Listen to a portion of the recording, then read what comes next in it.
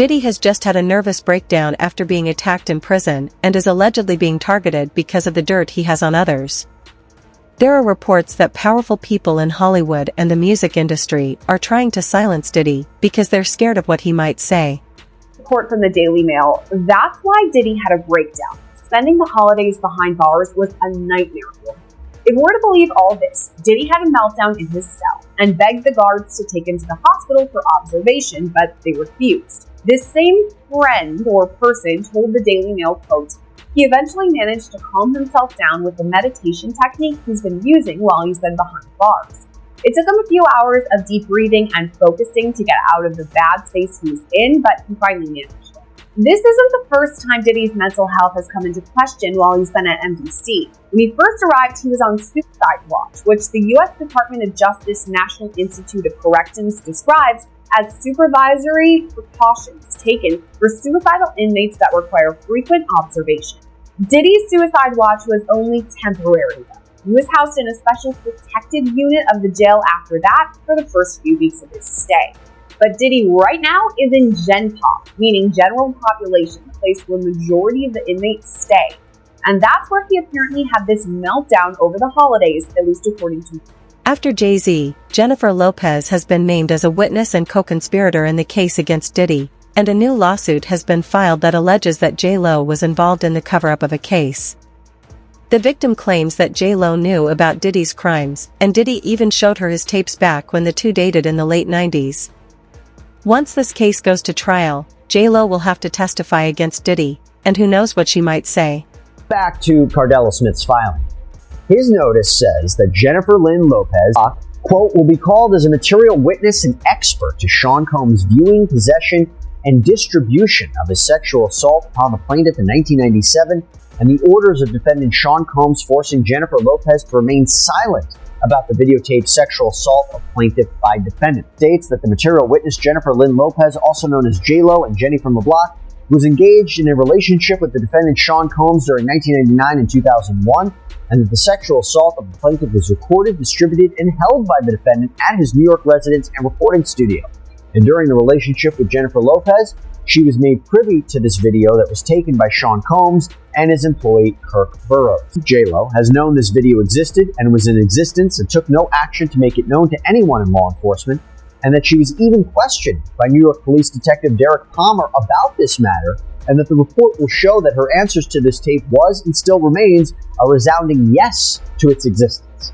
Cardell Smith writes that he wants to call Officer Derek Palmer as a witness because he says Palmer is the one who questioned Lopez and believes that he will have testimony that could help his case. As I mentioned, Diddy's legal team has called for this entire case to be thrown out. Cardell Smith has filed a massive response to that request that totaled more than 200 pages. Probably half of it was just straight up copies of case law that seems to support his arguments, word for word. It's something out of like a legal textbook. There's so much to slog through, but I kind of want to give you some of the highlights. So first, in addition to the claims of rape and a cover-up, Cardell Smith also claims and alleges that Combs was violent towards his loved ones. At times, Cardell Smith addresses alleged threats against his family. Other times, he says Combs actually caused serious injuries to his brother. Threats of murder to force the plaintiff to not bring the case to any court of law enforcement until the homes of the defendant were raided by Homeland Security, that the plaintiff knew it was a safe time to bring the case, and that is why we are here at this juncture. And Cardell Smith argued that fear for his own safety and the safety of his family is one of the main reasons that he waited so long to report the alleged rape, and says that that reason alone should override any issue with the statute of limitations, that these claims might otherwise be time-barred. And he also argues that while he's been in prison, fellow inmates and prison guards have threatened him on behalf of Sean. With millionaires and billionaires like J-Lo, Jay-Z, and Beyonce now involved with Diddy, other, more powerful figures are worried about how this case might affect them. These people are the same ones that led to Epstein dying before he could say anything, and now rumors are starting that Diddy might be suicidal too. Is it really just a coincidence that the second other people start coming up in connection to Diddy, Diddy starts getting attacked in prison and is allegedly having a nervous breakdown? But you knowing Diddy personally, do you think it's possible he might take his life? It takes a certain individual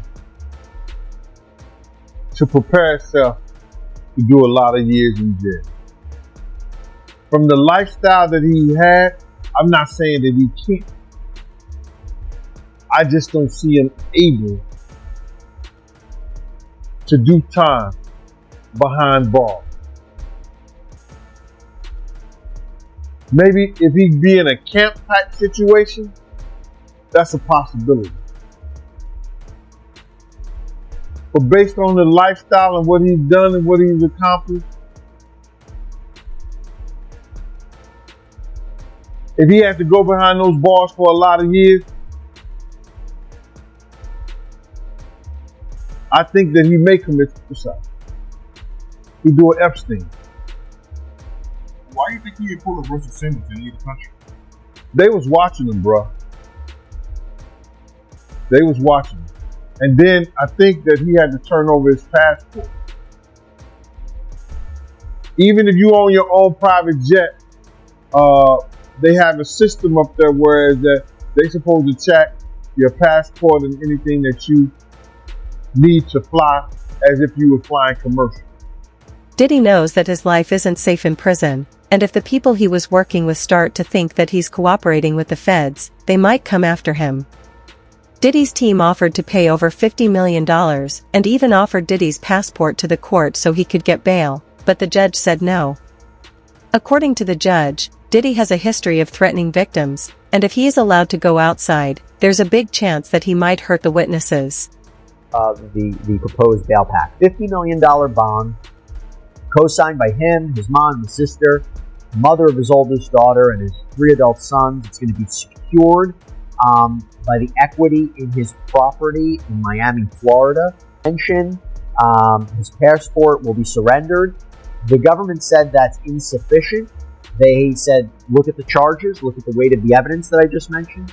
They said they have allegations that he and his associates were trying to tamper with witness testimony last year so that they wouldn't cooperate with the government. What do you take away about who has a stronger argument in terms of bail? I think his counsel has done the best they possibly can. I think bringing him there voluntarily is very smart, starts them out on the right foot. But I think the last thing that you just mentioned, the interfering with witnesses, that's the allegation. Yeah, if that's true, or I should say, if there's real addition that happened, I think that might tip the scales in favor of not letting him out pending trial, because I think, and you know this, I think judges take an extraordinarily dim view of that, and that might be the factor that tips the scale against him. But I think as far as a tactic, I think it's very smart to do what they did and to say, look, you know, he's here, you didn't have to track him down, he's got a real defense here, he's doing everything right, at least right now.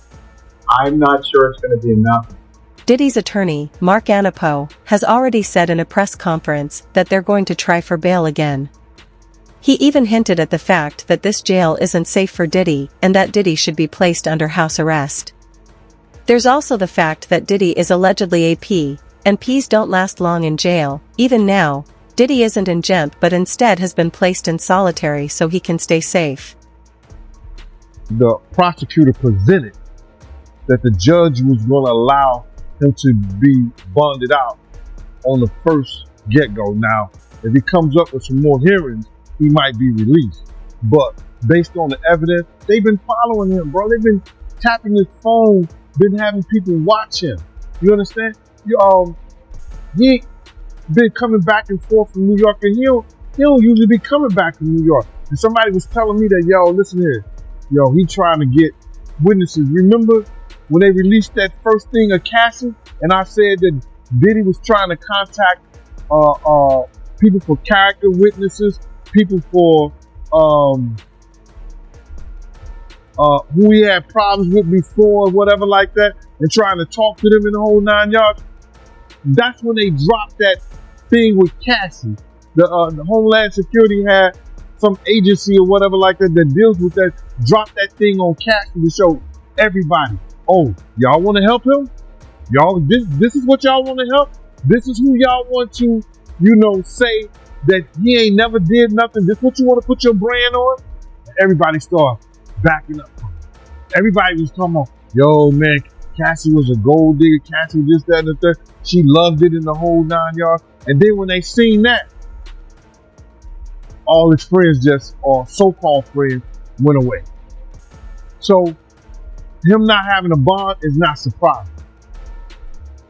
He offered 50 million, and they still did not. He should have waited to see what they was going to offer. Because if he got 50 million to get him and offer that. There are sources close to Diddy who think that he is about to get bail soon.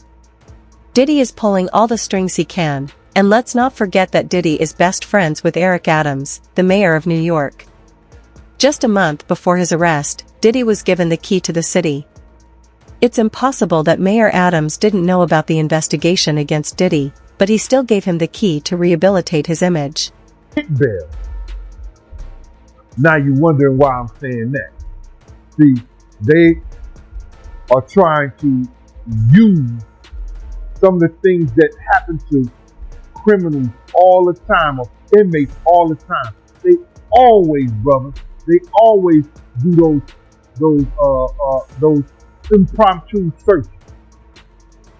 And in one of the cases, in this particular case, they said that when they did the impromptu search, well, they took some of his legal information, and the judge ordered them to give that back. So I guess the lawyers are going to come up with a couple of new things saying that he can't properly, have his case be properly, what do you call it when they client get they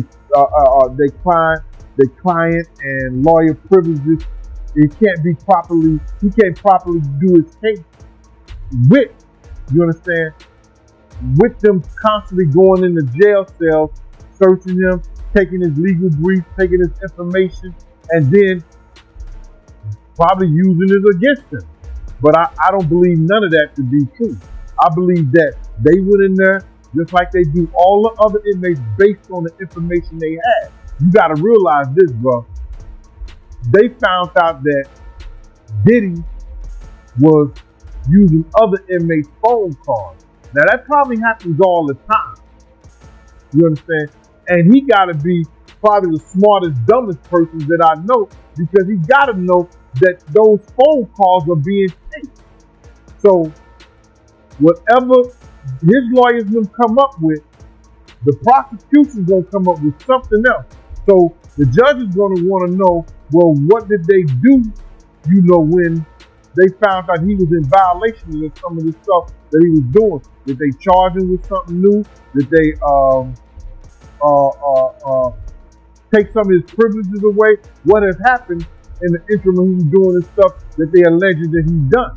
So it's going to be a whole forestry of next week, because what they did was they held off whatever the procedures was going to go down today. The judge said he's going to revisit this next week. So I guess, I don't know if it's Monday, Tuesday, Wednesday. We'll find out what's going on. But it's going to be something that I think it may... All of this is part of a much bigger conspiracy, and according to Gone Deal, Diddy isn't even the main person that the FBI wants. Allegedly, the feds are using Diddy to get access to other more powerful criminals, and Diddy is just a pawn in all of this. Criminals in situations similar to what Diddy is in have gotten bail, but Diddy's bail has been denied 3 times so far, and now they're making it look like Diddy is scared and ready to testify. All of this is a ploy to catch a bigger, more powerful fish.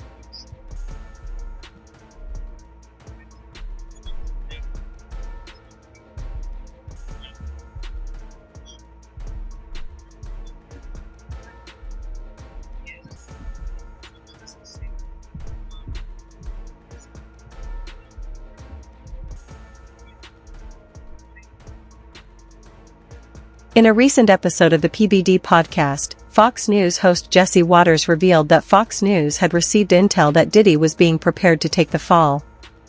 It's important to remember that Diddy was connected to some of the biggest people in the country. All of these people are going to go to jail if Diddy says something. In these people, a lot of these people were also aspiring young artists in the music industry, and then these parties were sponsored by Motown Records CEO, Universal Records CEO. This goes all the way to the top. And so you get these people in compromising situations. The drinks were laced, the videotapes were hot, and then at the end of the day, you wake up the next morning, oh, what did I do? And then they have compromising material on you. And then they can guide your career, they could kill your career, but they got you. And it wasn't just people in the music business. As you said, there were athletes, there were celebrities, there were politicians, people from the royal family. And we were also told by the former bodyguard that Diddy was an FBI informant.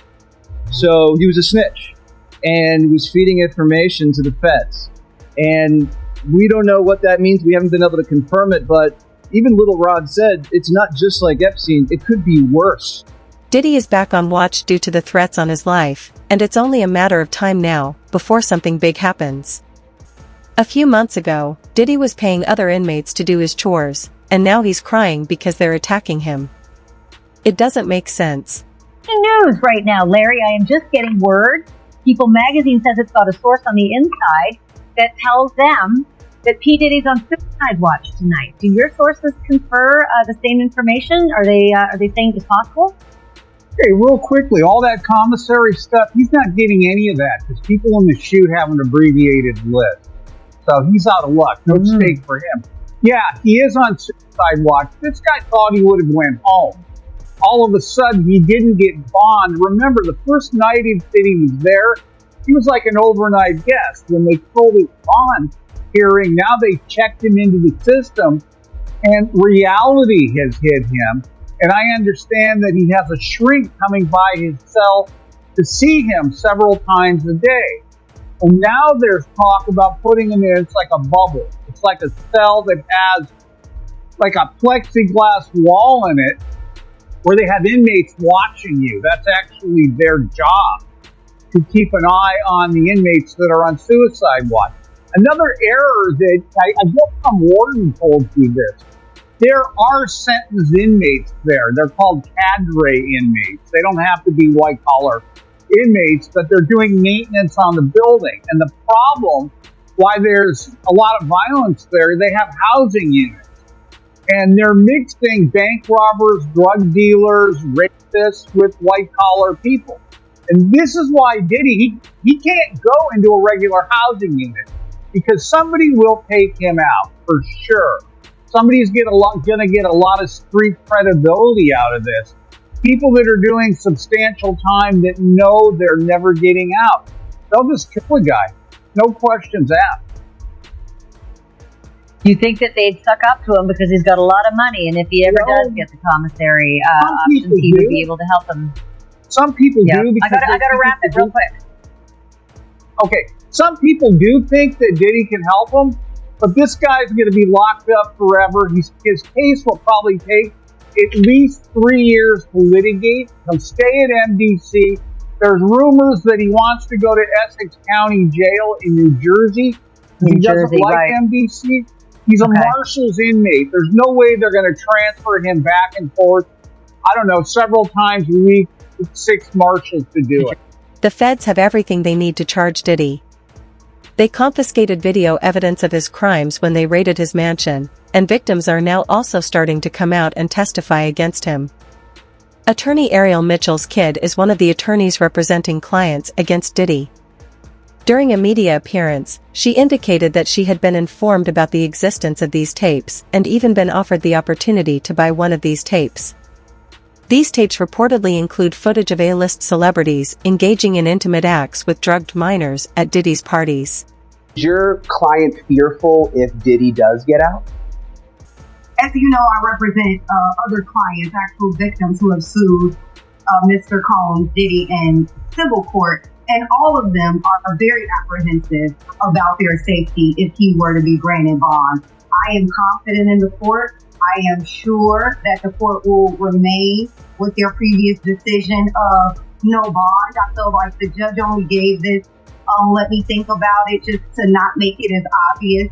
But I have all the confidence in the world and the federal court in the state of New York that they will remain keeping Diddy under no bond, and that all of the victims in this case will be able to proceed sooner rather than later. Yeah, and you mentioned, I mean, you don't just represent this man, you represent other alleged victims too, and people involved. Have there been any threats made against any of your clients?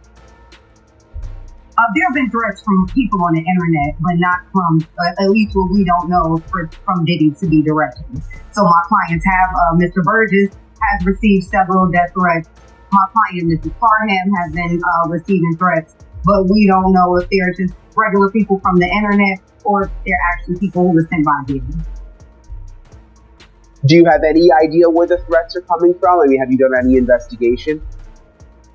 Well, most of the investigation leads us to a lot of burner accounts on Instagram, and we're trying to now sift through possibly working with law enforcement to try to get subpoenas to determine the IP addresses of where those threats were emanating. So, okay, interesting. We know that the cease and desist letter has now come. Has there been any other pressure of any kind that you or your clients have felt to stop talking? In general, I feel that the gag order, when we talk about that, Mark Agnifilo wrote about me specifically, and also all the other plaintiffs in the civil lawsuits to try to have all of us gagged. There's pressure every day that us continuing to talk about this is putting not only our lives in jeopardy, but could be potentially used against us and against. Several of Diddy's victims have also come forward. One of these victims, Thea Graves, who filed a federal lawsuit on September 24, 2024, against Sean Diddy Combs and his former bodyguard Joseph Sherman, alleges that in 2001, at Bad Boy Records studio in New York City, she was drugged and sexually assaulted by the two. Two other victims have also come forward, and they tell the same horrific story. The latest woman to speak out against music mogul Sean Diddy Combs is from Harris County. Yeah, our Reka Mutaraj is here with more on the lawsuit that was filed yesterday. Reka? Glenn and Mia, these are the latest accusations against Sean Combs, and it comes about a week after Combs was indicted on federal charges alleging he used his business empire as a criminal enterprise. Now, yesterday, high-powered attorney Gloria Allred appeared with her client. This is Talia Graves, a Harris County resident who filed a lawsuit against Combs in New York. We are using her name because she has gone public with her claims. Now, in the lawsuit, Graves alleges back in 2001, when she was 25 years old, Combs and his head of security lured her into a meeting at a New York City recording studio where they gave her a drink that caused her to briefly lose consciousness. When she woke up, Graves says she was bound and restrained and was violently kicked by Combs. The lawsuit filed Tuesday also claims the alleged assault was recorded and that the video was shown to multiple other men. Graves says she also faced multiple threats that made her stay silent for decades. The violation I have experienced during the assault has had lasting effects on my body, causing ongoing health problems and complications. The combination of physical and emotional pain has created a cycle of suffering from which it is so hard to break free. I want to continue on this journey towards recovery and healing. I'm glad that he is locked up, but that's a temporary feeling of relief. 54-year-old Combs is in jail facing federal charges including sex trafficking, racketeering, conspiracy, and transportation to engage in prostitution. He was denied bail twice after pleading not guilty. Also, Combs' head of security, Joseph Smith, known as Big Joe, told the Daily Mail that he doesn't know Graves, calling her allegations just a quote. This case is shaping up to be one of the most explosive and shocking stories in recent history, with allegations involving some of the most powerful figures in Hollywood politics and music. It's clear there's much more at play than what meets the eye. With Tania Wallace, who claims she's been at a freak off and said she saw children, and it was hard for her to say it. It was very hard for her to say it, Ashley. So what she said was that she was flown out from LA to Miami by the Saudi prince. And they ended up eventually on Star Island at one of Diddy's parties. She says, among many other things, I mean, she goes into details. She says happened in 2018. She says that she walked into the house and there was a cluster of adults around what she described as little people. And they were dressed up as Japanese Barbies. I forgot the name. It's Perek something. You can help me out here. It's a certain type of Barbie. Anyway. I know the name, but I've forgotten it. But go ahead. So she explained that that they were just clustered around these little people. And I kept pushing her. And she eventually said, look, they are little people who should not be at an adult party. And I pushed her, and it was apparent what she was saying is they were minors. Now, she didn't see anything specific that was going on with them other than that adults were kind of huddled around them. But she told just a wild story about what was going on at the house, even at 7 in the morning, that this thing apparently raged all night long. It's amazing. TMZ always gets such great scoops, and this one might be one of your best as well. You got a hold of one of the Freakoff tapes. Your producers have seen it. The description is, and I'll quote, "It's porn directed by Diddy himself." And a male sex worker really sort of walks through what happened in the experiences that he had. They didn't sound illegal, but they sure seem to comport with a lot of the other stories that have been told. Yeah. So this was a threesome.